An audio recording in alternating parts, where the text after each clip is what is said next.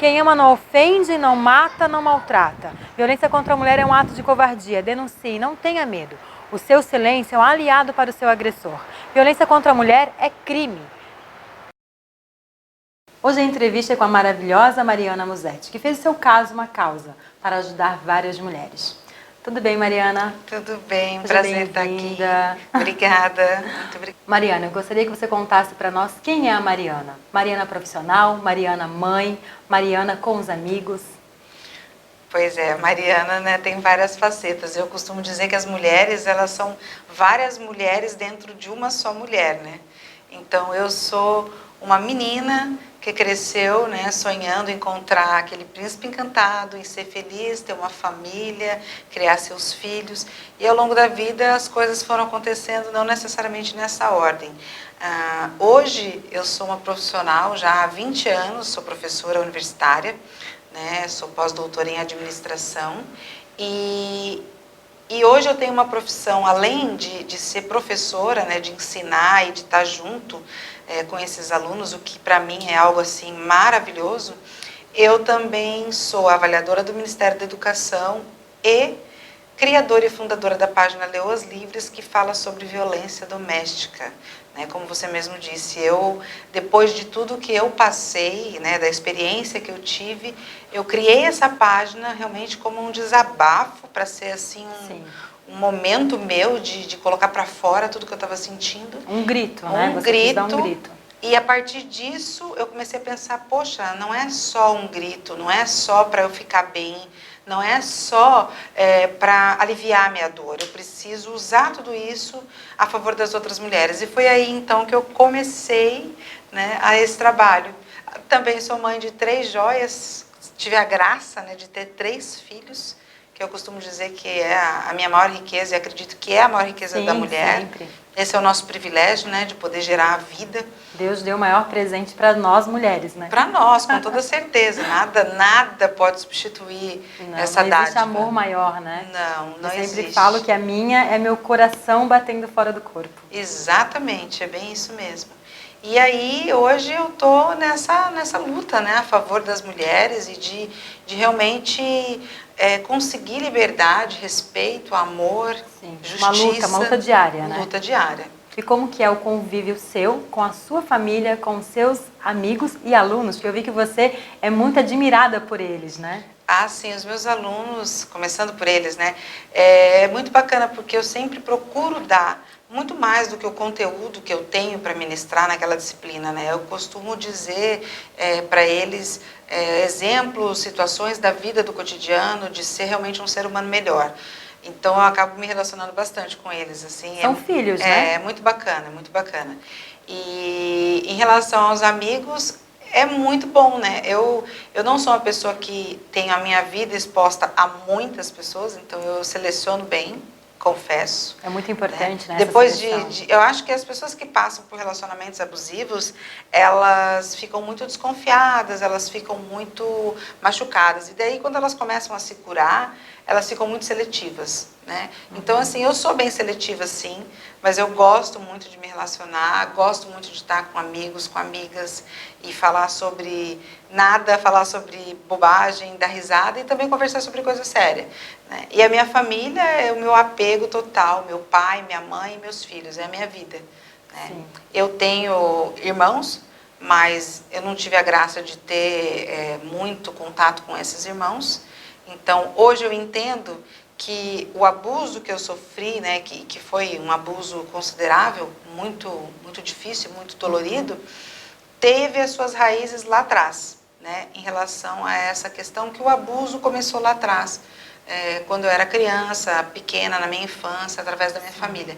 Então, hoje eu percebo isso, que a maioria das mulheres, elas aceitam, né, elas se sujeitam a essa violência na fase adulta, porque certamente alguma coisa lá atrás tirou, né, essa conexão da aceitação, do merecimento, do amor próprio, enfim, do respeito. O contato com a família é muito importante. Exato. O apoio dos irmãos também, né? Exato. Porque os irmãos são o primeiro contato masculino que a mulher tem. Eu não tive isso, não tive. Meus irmãos sempre tiveram muitos ciúmes de mim e nunca me trataram de fato como irmã, assim, Sim. né? Eu costumo dizer que eu sou filha única, mas na verdade não sou. Sim. Mas é a minha realidade. Mas, assim, os meus filhos, para mim, é tudo, né? A convivência com eles. Hoje eu tenho um filho já adolescente, uma pré-adolescente e um bebê. Então, tem de tudo. Eu tenho, assim, a oportunidade de ter muitas vivências ali, e é o que me nutre, com toda certeza. E pode passar para eles também o que você não viveu, né? Sim, no caso deles, os mais velhos, que viveram comigo, né, Sim. dentro dali do relacionamento abusivo, eu percebo que para eles foi difícil, criou marcas, mas ao mesmo tempo também trouxe exemplos, Sim. né? Uhum. E o interessante, assim, o bacana é que eles estão vendo toda a minha evolução. Né? Isso é muito importante para o crescimento, exato, né? De lutar, de reconstruir, de estar de novo fazendo acontecer, né? Fazendo a vida continuar. E certamente, quando alguém me pergunta, eu falo certamente, eu digo que o meu combustível sempre foi os meus filhos. Esse é o meu combustível, né? De no futuro eles terem orgulho da mãe que tem, da mãe ter superado, de ter realmente conseguido vencer esse momento de dor e principalmente o exemplo de ajudar, de estender a mão, de estar com outras pessoas. Eu acho que, como a gente ouve, né? O exemplo, ele move muito mais do que apenas palavras. O exemplo vem de dentro de casa, né? Exato. Mariane, conta pra mim como surgiu Leoas, por quê? Então, a Leoas, como o próprio nome diz, né, eu sempre tive uma admiração muito grande por esse animal. O meu apelido quando era criança era Leoa, coincidentemente ou não, né? Eu nasci... Mulher forte, né? Eu nasci em agosto e sou do signo de Leão também.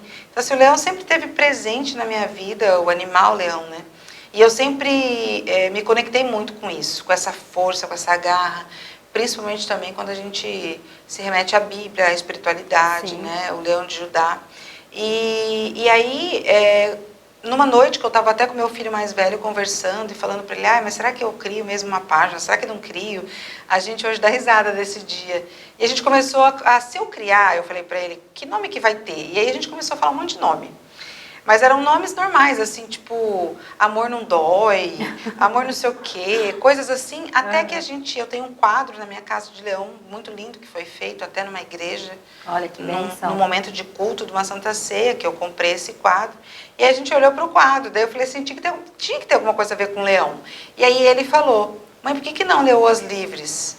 Aí eu gostei, porque realmente o que a gente busca? O leoa remete à força, né? E o livre é que nós, mulheres, nós precisamos ser livres. Livres para tudo. Livres para escolher se queremos ou não estar com a pessoa. Livres para ter ou não filhos. Para trabalhar num emprego X ou Y. Enfim, você ter liberdade de escolha. A vida é nossa, quem escolhe é nossa, né? A gente passou décadas subjugadas. Sim. Né? E muitas mulheres morreram para fazer isso hoje valer a pena. Então a gente não pode desistir, tem que continuar lutando. Exatamente, elas não puderam ver os frutos do que elas lutaram, mas os frutos estão aí. E talvez a gente também não veja os frutos do que nós estamos lutando hoje, mas esse legado vai ficar. Com né? certeza. Ele vai ficar. Então, foi assim que eu criei a página e no início, eu estava lembrando essa semana que eu ficava com o pé, olha só a cena, né? Com o pé eu ficava mexendo o carrinho do meu bebê, recém-nascido, né? E escrevendo no escuro os posts, porque normalmente vinha a minha inspiração, assim, os meus pensamentos, na hora que o dia acabava, que já era tarde, que eu já estava ali fazendo ele dormir, na madrugada, e aquilo aflorava. E aí eu começava a pôr tudo que vinha no meu coração. Os meus textos, a maioria é tudo direto da fonte, da alma mesmo. Nada mais importante do que isso, né? Vem do coração, brotar do coração. Mari, muitas mulheres vivem relacionamentos abusivos e não conseguem identificar. Foi seu caso? Olha, posso dizer que foi, em partes, né? Eu na verdade, assim, eu estava naquela fase hipnotizada, né, do encantamento inicial, realmente eu não percebi nada. Não percebi porque era tudo muito perfeito, as mentiras, né, as histórias, enfim. Num dado momento, a partir ali da metade do relacionamento, eu já comecei a perceber sim. Começou a Só perceber que eu ele não era o famoso presentinho de Deus. Não, com certeza. Eu comecei a ver que as coisas não se conectavam. Sabe quando tudo começa a ser muito embaçado, muito nebuloso, muitas histórias desencontradas? E ali eu comecei a perceber que realmente eu estava numa roubada. Só que eu estava grávida. Tinha acabado de descobrir a gravidez, né? E aí eu fiquei naquela situação, gente, e agora? Como é que eu faço? Né? Não posso também criar meu filho sozinha, tirar a oportunidade do meu filho de ter um pai. Aquela insegurança. Aquela insegurança, a gente fica super vulnerável, frágil, né? Então, ali eu percebi que realmente a coisa podia não acabar bem, mas eu resolvi insistir por conta da minha condição naquele momento, sabe? E mesmo tendo passado por um relacionamento abusivo antes, que o meu você já primeiro teve casamento eu outro... tive uma experiência. Não foi tão grave como essa, mas aconteceu. Então, assim, eu achei que eu estava curada, mas eu não estava curada. E como você conheceu esse elemento para nós não falarmos outro nome, né? Então, esse elemento eu conheci ministrando aulas de pós-graduação numa faculdade. Eu estava dando uma disciplina, ele estava dando outra. Os alunos achavam que ele era solteiro, porque ele falou que não era casado, que morava sozinho com o filho. E eles me viram também morando sozinha com meus filhos e tentaram nos unir. Fizeram de tudo para conseguir e tal. E foi assim que a gente se conheceu e acabamos ficando juntos. Só que ele era casado, ele morava com a esposa na época e ninguém desconfiava, ninguém sabia. Ele mentia descaradamente para todas as pessoas. Sim, ele foi até a minha cidade, no Paraná, me pedir em casamento, morando com a esposa, casado com ela, que por sinal é casado até hoje. Ela aceitou essa relação, mesmo descobrindo toda a história com você? Não, ela não sabia na época. Depois, quando eu fui morar junto com ele, que aí sim ele saiu de casa, aí que ela foi descobrir todas as coisas. Mas no papel ele é casado com ela até hoje. E como foi esse primeiro encontro de vocês? Meu com ela? Não, com ele. Ah, com ele? Ah, foi maravilhoso, porque ele era maravilhoso, né? Ele, era um príncipe. Um príncipe. É aquele homem encantador, é aquele homem que fala tudo o que você quer ouvir, que faz tudo o que você quer, tudo que você sempre sonhou, que você acha que só tem no cinema, ele faz, né? Além de tudo, o perfil do abusador, né, do psicopata, de um homem assim desse tipo, ele é um compulsivo sexual. Sim. Então, na cama ele é um espetáculo. Enlouquece a mulher. Ele é profissional, ele é profissional.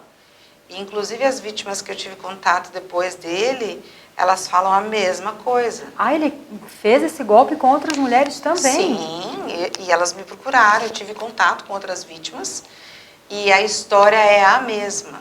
E você o denunciou? Sim, eu fiz um boletim de ocorrência, agora já está correndo o inquérito e tem algumas coisas aí para ele resolver com a justiça. E tem que resolver, né? Todo abusador tem sim que resolver, porque é crime. O problema é que as vítimas, elas não querem denunciar, porque não querem mexer com isso, porque acham que ele vai vir atrás de mim, vai me prejudicar. Então, elas preferem se calar do que denunciar. E isso é muito, muito frustrante. Por medo, por vergonha, porque muitos abusadores também são os provedores. Aí elas pensam, se eu denunciar, eu vou acabar perdendo toda aquela regalia, aquela bondade que ele me proporciona. Exatamente. Pelo dinheiro, que às vezes é até uma migalha, não é muita coisa, ela se sujeita a não denunciar. Eu vejo muito isso, não só com as ex-vítimas dele, como também com as minhas seguidoras, que elas falam comigo. Todas as mulheres são fortes, mas infelizmente algumas não sabem a força que têm e se sujeitam, né, a esse papel. É questão de princípio, eu penso, né? A mulher que se sujeita a isso, esteja consciente disso, de que ela está se vendendo, porque é. Sim, com certeza. Ela está se vendendo, né? E quando a gente entende que a gente precisa fazer o que tem que ser feito, ou seja, fazer o que é certo, e o que é certo é denunciar, porque o que acontece? O denunciar não é uma vingança. O denunciar não é, eu quero prejudicar aquela pessoa, não. É um grito de socorro, você precisa se libertar daquilo. Sim, mas o denunciar vai muito além. O denunciar é impedir, ou pelo menos dificultar que no futuro ele faça a mesma coisa com outras mulheres. E aí eu te falo, elas não querem denunciar. Como é que está a condição dele hoje? Hoje ele já está com outra vítima. Monstro. Outra vítima. É um absurdo. É um né? absurdo. E é uma realidade que está aí todos os dias, né? São mais casos e casos que vêm acontecendo. Sim. Mari, e ele, você nunca conheceu nenhum amigo dele? Ele nunca quis te apresentar à família? Ele não tem muitos amigos, isso também é um outro perfil de pessoas abusadoras. Ele tem, assim, conhecidos, um aqui, outro ali, mas amigo mesmo não tem. Muito difícil. Em relação à família, demorou muito para a família me conhecer. Por quê? Porque eu era amante, eu não sabia. Como é que a família ia me conhecer? A família não sabia que eu existia. Você não tinha nenhum amigos em comuns, amigos que pudessem querer te alertar? Não, não tinha, porque eu não morava na mesma cidade que ele. Então, eu não tinha contatos. Os contatos que eu tinha era assim, um amigo ou outro que ele encontrava de vez em quando. Eu estava numa cidade que eu não tinha ninguém, eu não conhecia ninguém. Eu li a sua história que você postou, né, no Leoas Livres, que ele fez um jantar romântico para você, colocou pétalas de rosas. Como foi isso? Sim, é tudo. E ele fez exatamente igual agora para a vítima dele, atual. Mesma coisa. Nossa, que vontade, hein? É. Não Aí, posso falar aqui, né? não, aí a pessoa vai na minha página, vê a minha história e prefere acreditar nele. No Príncipe Encantado. No Príncipe Encantado.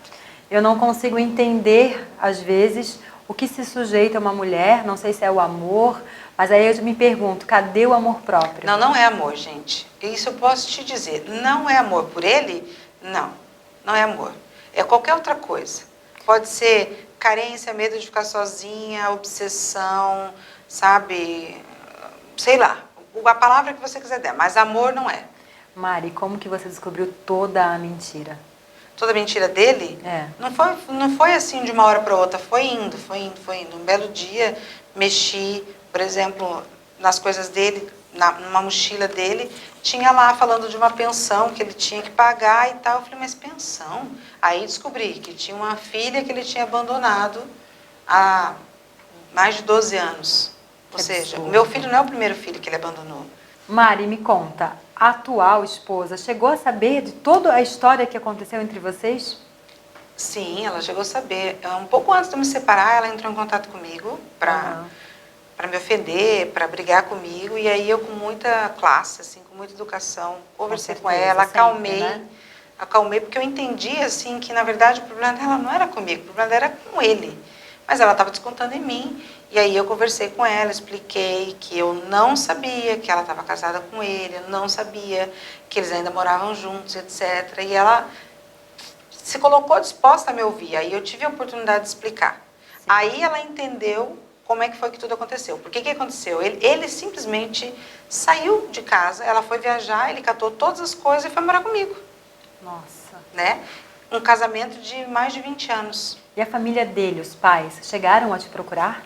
Não, a família dele não. O pai nunca falei, nem ouvi falar, nunca conversei. Mas ele também não se relaciona com o pai. Então eles não sabem da existência do teu filho? Sabem da existência do meu filho, mas também abandonaram meu filho. Ah, eles nunca procuraram e nunca quiseram saber? Não, quando depois de alguns meses que eu estava com ele, aí eles ficaram sabendo de mim e ficaram sabendo que eu estava grávida. Porque daí eles já... Deu todo o tempo de assimilar que ele tinha separado da mulher e tal e tal. Para eles eu era a amante dele e eu nem sabia, né? E aí a mãe dele começou a ter alguns contatos por conta da gravidez, até um pouco depois que nasceu meu filho, ela ainda teve algum contato. Mari, ele acompanhou a gestação? Foi um bom parceiro nesse momento que você estava grávida? Então foi assim, ele sempre falava que queria ter um filho, que aos 50 anos ele queria ter um filho, que era o sonho da vida dele ter um filho do amor, que fosse um filho, tará. Aquela conversa absurda. E falava que era vasectomizado. E aí eu apareci grávida. Depois Qual foi a reação? Não foi aquilo que ele falava que ia ser, né? Que ele falava que ia me tratar muito bem, que seria um maravilhoso, que era o sonho da vida dele. Resumindo, ele nunca deu nada para ele, nunca comprou nenhuma meia para o menino, nada. Nada, absolutamente nada. Nunca me levou para ver nada do menino. Tudo foi a minha mãe que deu. Tudo. Enxoval, todas as coisas do bebê. E durante a gestação, eu só sofri, só chorava. Ele brigava muito, ele saía muito de casa. Ele estava no Tinder, né? Então ele devia... Ah, ele estava de bate-papo com outras mulheres. Bate-papo é um jeito muito, muito educado de dizer, né? É muito mais que um bate-papo. Não podemos falar outras coisas aqui, né? Mas assim, enquanto eu estava ali, naquela coisa terrível, né, naquele sofrimento, muito choro, muita dor, uma gravidez difícil, eu só de cama, porque não podia fazer nada, Absurdo, tinha que né, ficar gente? de repouso. Eu não conseguia comer, eu passava dias sem comer. E a tua gravidez foi tranquila? Teve algum problema? Não, eu tive que fazer cirurgia no útero, e o dia que eu fui fazer a cirurgia no útero foi quando ele vendeu meu carro e ficou com dinheiro. Mari, e você, o perdoaria hoje? Perdoar, sim. Perdoar, sim. Querer perto, jamais. Isso não. Eu acho que existe uma diferença muito grande entre o perdoar e aceitar e concordar com as coisas que a pessoa fez. Perdoar, para mim, significa assim, ó, vai viver tua vida, deixa minha vida em paz. Mas a gente tem que lembrar que, a partir do momento que a mulher se posiciona e denuncia o seu agressor, ela tem aí um caminho para trilhar, certo? E não é vingança, como eu estava dizendo há pouco para você. Não é vingança, não é você querer fazer mal. É você realmente querer justiça por algo que foi feito, pelo que fizeram com você, mas muito mais do que isso, é tentar impedir que essa pessoa continue por aí, fazendo filhos, Parar ele, né? abandonando, batendo e aprontando, porque são pessoas que têm transtorno psicológico. Ele chegou a te agredir alguma vez? Muitas vezes. Muitas vezes. Apanhei grávida, antes também de estar grávida, ele era muito agressivo. Psicologicamente, ele fazia um terrorismo na minha cabeça. Você nunca pensou em denunciá-lo? Quando eu estava com ele, tive vontade, mas eu tinha muito medo, porque ele ficava o tempo todo em cima de mim. Ainda mais que eu estava grávida, de repouso, eu não podia sair de casa. Então, assim, eu só saía de casa se ele me levasse, porque eu não podia dirigir. Então, era muito difícil, eu estava bem monitorada por ele ali. Então, eu não Você tinha... nunca relatou essa história que você vivia com ele para nenhum amigo? Amigo não, mas familiares sim. E sua família nunca tentou tomar uma atitude? Sim, meu pai principalmente, mas a minha mãe sempre também tinha esperança de que ele ia melhorar. Minha mãe tinha muita pena do meu bebê, de não ter o pai ali no início, né, na vida, de estar junto. É difícil, né? Principalmente quando a gente já passou por uma experiência, como eu já tinha sido casada uma vez. Sim. Aí você admitir de novo que você errou, que você não acertou, que a pessoa fez tudo isso, é muito duro. Complicado. A gente fica até o fim, assim, até o máximo que você pode, né? Você não larga o osso porque você não quer aceitar que você, né, fracassou de novo. Você ficou com algum medo que essa dor lhe tornasse uma mulher amarga ou que te afastasse dos teus amigos? A me afastar dos meus amigos, não. Acho que não, porque assim, eu mesma me afastei, não por ele. Eu mesma me afastei no momento de dor, de luto, né, de recolhimento, aquele momento que você fala, meu Deus, o que eu vou fazer agora? Eu preciso juntar meus cacos e pensar. Nessa hora, você não tem como você tá assim, você não tá com cabeça para estar muito perto das pessoas. Então, em relação aos amigos, eu penso que não. Agora, em relação assim à vida, é um buraco. É um buraco, você perde o chão e você não tem escolha. Ou você voa ou você morre. Não tem para onde ir. E eu já até fiz alguns posts falando sobre isso, né? Você tem que colocar o chão, você tem que criar o seu chão, porque senão ninguém vai ali e vai fazer algo por você. Hoje eu vejo assim que a força, ela tá dentro da mulher mesmo. Tudo está dentro dela, a escolha está dentro dela. E quando você se vê sem chão, você não tem escolha. Você não tem escolha, você tem que voar, porque principalmente quando você olha para os seus filhos, você fala assim, não é justo. Além de toda essa desgraça que já aconteceu, imagina se eles me perdem.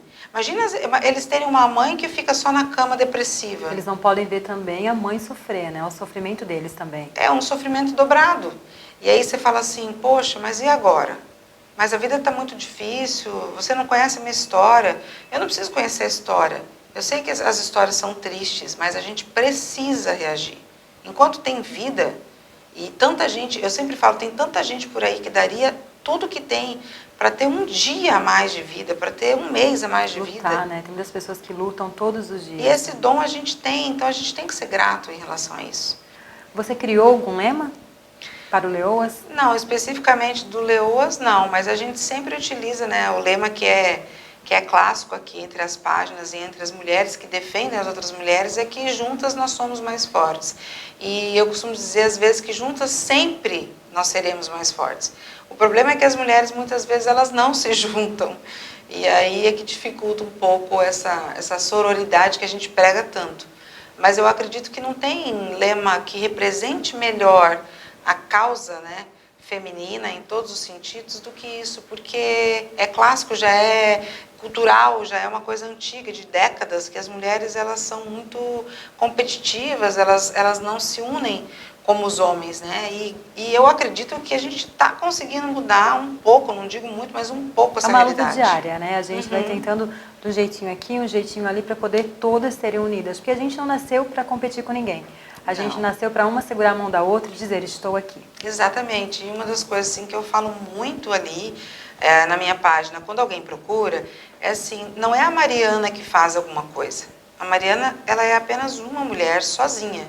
O que faz mesmo a página acontecer e o que faz esse movimento em relação a essas mulheres, somos todas nós juntas. Então ali são leoas que multiplicam leoas, são leoas que ajudam outras leoas, são leoas que estendem a mão para outras leoas. E eu sou, vamos dizer assim, a coordenadora ali, né?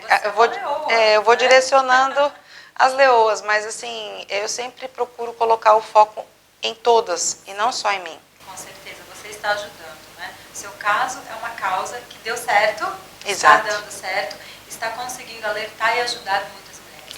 Sim, e uma coisa interessante é que quando a gente começa a colocar essa ideia de que as outras mulheres também são partes do processo, isso é maravilhoso. Hoje eu já estou numa situação que eu não tenho condição de responder todas as pessoas mais. São muitos directs, são muitos comentários, eu tento responder os comentários, mas eu também não dou conta, e é muito legal, eu fico assim muito feliz quando eu vejo uma outra pessoa, né, uma outra mulher respondendo à dor de uma mulher ali, e se colocando à disposição, e falando que pode chamar no direct, que pode conversar, quer dizer, ela está fazendo um papel também da Mariana Leoa. Qual é a mensagem que você deixa para todas as leoas, para todas as mulheres que estão te assistindo? Qual é a mensagem que você deixa de superação? A mensagem que eu posso deixar de superação é a mensagem que deu certo para mim, né? Que funcionou na minha vida. Se você está viva, se você respira, você pode, você consegue. Então, voe. Abra seus braços e voe. E isso vai passar. E vai chegar um tempo, algum dia, que você vai aterrissar em chão firme e vai olhar para trás e vai ver que valeu muito a pena. Eu quero agradecer você pela entrevista, pelo carinho e dizer que estamos juntas, Sim. Né? Que somos mulheres e não podemos de forma alguma baixar a cabeça e que juntas somos mais fortes. Juntas somos mais fortes, sempre. Sempre, obrigada. Sempre mesmo, de nada.